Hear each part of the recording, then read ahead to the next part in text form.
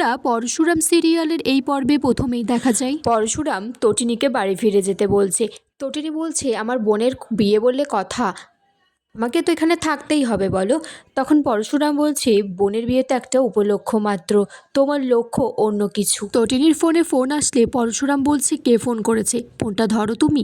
তখন তটিনী বলছে, ওই ট্রেলার ফোন করেছে, আসলে আয়ুষীর বিয়ের জন্য একটা ব্লাউজ কাটাতে দিয়েছিলাম। তটিনী বলছে, দাঁড়াও, লাট্টুপিকোকে আমি ডেকে দিচ্ছি, ওদের পাশ সাথে দেখা না করলে ওরা আবার কান্নাকাটি করবে। তখন তড়িঘড়ি করে তটিনী সেখান থেকে চলে যায় ফোনটা রিসিভ করার জন্য।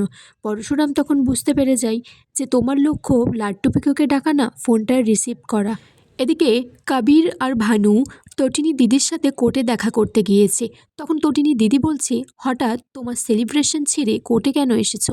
তখন কবির বলছে, উচ্চ আদালতে আমার ডেট আছে আর আমি চাই। কবির বলছে, আমার উচ্চ আদালতে ডেট পড়েছে আর আপনি সেখানে যাবেন না। কিন্তু তটিনী দিদি বলছে, আমি আমার লাইফে একটাও কেস এখনো পর্যন্ত হারিনি। ভানু বলছে, কটা কেস লড়েছো তুমি? বলছে, তুমি তো দুই একটা ওই পেটি সাধারণ কেস লড়েছো, কিন্তু এটা কিন্তু একটা বড় কেস। কবির তখন আরাধ্যাকে ফোন করে বলছে, তুমি কথা বলো, তোমার বর্দি একটা লেরিকর্তার লেজের মতো, কিছুতেই সোজা হতে চায় না। আরাধ্যা বলছে, বর্দি ভাই।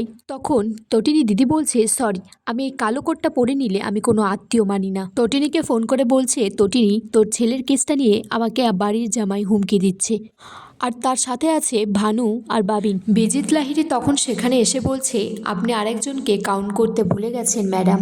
তটিনী তখন বিজিত লাহিড়ীকে ফোনে বলছে যে, তুমি ওই কোর্টের পথে কেন? তোমার পত্র অলরেডি ঠিক করাই আছে, সোজা জেল কাস্টাডি। জিৎ মুখার্জি তখন তটিনীকে বলছে, তুই ফোনে কাকে হুমকি দিচ্ছিলি?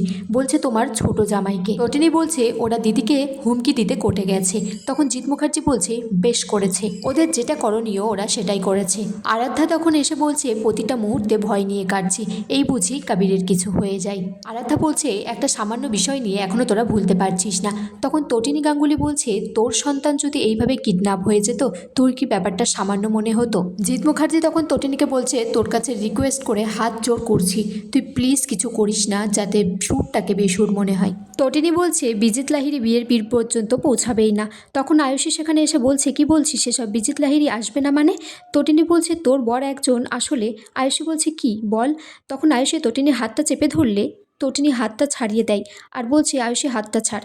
আয়ুষী বলছে, তুই বল, না হলে আমি ছাড়বো না। তটিনী উল্টে আয়ুষীর হাতটা এমনভাবে চেপে ধরে, তখন আয়ুষী বলছে, আমার পেইন হচ্ছে, হাতটা ছেড়ে দে।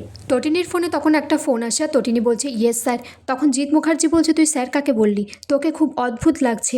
তটিনী বলছে, সামনে খুব খারাপ সময় আসছে ছোটকা, নিজের মেয়ে জামাইকে সামলে রেখো। এদিকে বলরাম ছদ্মবেশে অটোচালক হয়েছে আর পরশুরাম এসেছে নিশার সঙ্গে ডেটে। পরশুরাম বলছে, আমাদের উপর নজর রাখছে, অটোটা একটু সাইড করে রাখিস। এদিকে সেই ক্যাফেতে সৌরভ আর মায়াও রয়েছে। বলরাম তখন সৌরভকে ফোন করে জানাচ্ছে যে বস ঢুকছে, সবটা নজর রাখতে। পরশুরাম নিশাকে দেখে বলছে, হাই। তখন নিশা বলছে, কি খাবে? কফি খাবেন তো? আর আপনি যে এখানে এসেছেন আপনার স্ত্রী তো জানে না। তখন পরশুরাম বলছে, আপনার স্বামী কোথায়? বলছে, আমার স্বামী তো বাড়িতে টিভি দেখছে। আর এখানেই আজকের পর্ব শেষ হয়ে যায় বন্ধুরা।